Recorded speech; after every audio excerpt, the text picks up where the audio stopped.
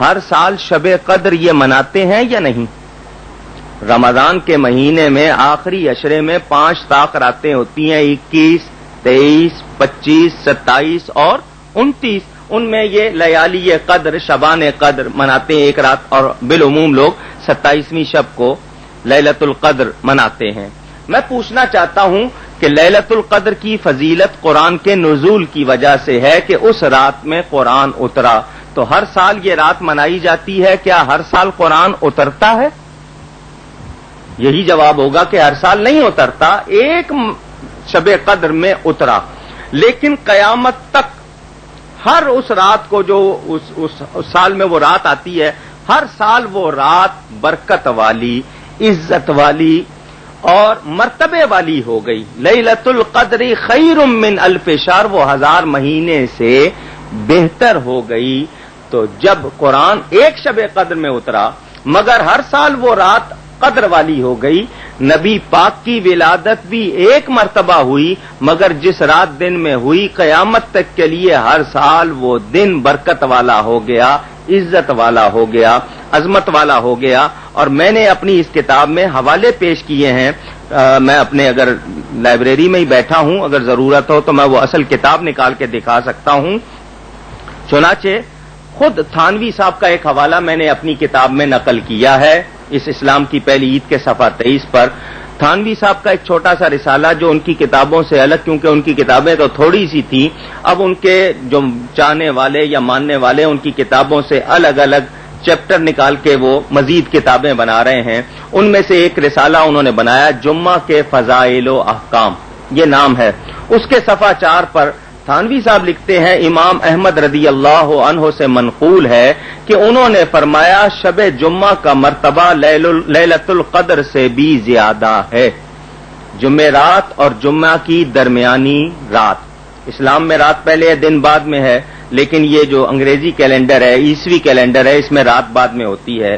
اس لحاظ سے Thursday night اور ہمارے اسلامی لحاظ سے فرائیڈے نائٹ، یعنی جو جمعرات اور جمعے کے درمیان ان بٹوین ہے، اس کے درمیانی رات، جمعے کی رات، وہ کہتے ہیں اس کا مرتبہ لیلۃ القدر سے زیادہ ہے، بعض وجوہات کی وجہ سے، اس لیے کہ اس شب میں سرور عالم صلی اللہ علیہ وسلم اپنی والدہ ماجدہ کے شکم طاہر میں، یعنی مقدس بطن میں، پیٹ میں جلوہ افروز ہوئے، اور حضرت صلی اللہ علیہ وسلم کا تشریف لانا اس قدر خیر و برکت دنیا و آخرت کا سبب ہوا جس کا شمار و حساب کوئی نہیں کر سکتا۔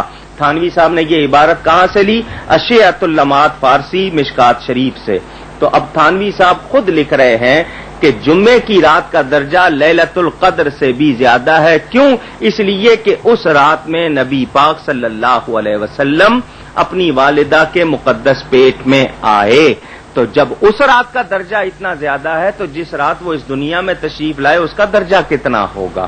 اور یہاں یہ کہہ رہے ہیں کہ جناب یہ میلاد منانا ایسا ہے جیسے ہندو اپنے کنہیا کا جنم دن مناتے ہیں۔ تو پتا چلا کہ ان لوگوں نے نبی پاک کی عظمت کو کچھ نہیں سمجھا، انہوں نے نبی پاک کی عزت کو کچھ نہیں سمجھا، چونکہ یہ ہندوؤں سے ملے ہوئے انگریزوں کے ایجنٹ تھے، اس لیے انہوں نے ایسی باتیں لکھی۔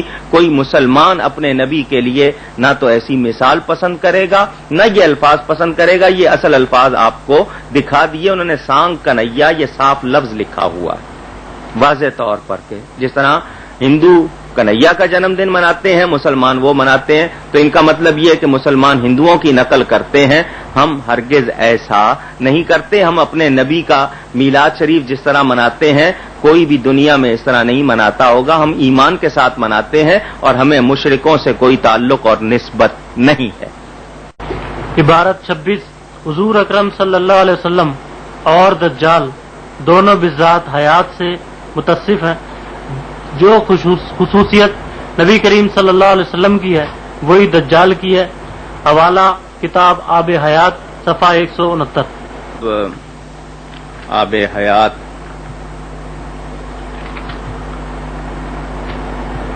ذرا اس کا کچھ حصہ بوسیدہ ہو چکا ہے، پرانی ہے، 1355 کی یہ چھپی ہوئی مطبع قدیمی دہلی آب حیات۔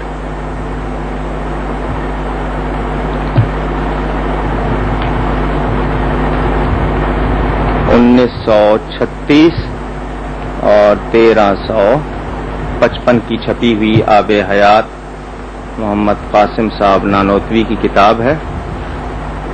اس کا یہ پہلا صفحہ بوسیدہ ہو چکا میرے پاس، اس لیے میں نے اس کو یہ کاغذ چڑھا دیا. صفحہ نمبر 169 169. یہ دیکھیے لکھتے ہیں جیسے رسول اللہ سلام لکھا ہے، پھر صلی اللہ علیہ وسلم بوجہ مشائیت ارواح مومنین جس کی تحقیق سے ہم فارغ ہو چکے ہیں، متصف بحیات بالذات ہوئے، ایسے ہی دجال بھی بوجہ مشائیت ارواح کفار جس کی طرف ہم اشارہ کر چکے ہیں متصف بحیات بالذات ہوگا. یعنی حضور صلی اللہ علیہ وسلم کی جو خصوصیت ہے وہ اس خصوصیت کو دجال کے ساتھ انہوں نے وابستہ کیا کہ دجال کو بھی ایسی ہی خصوصیت حاصل ہوگی.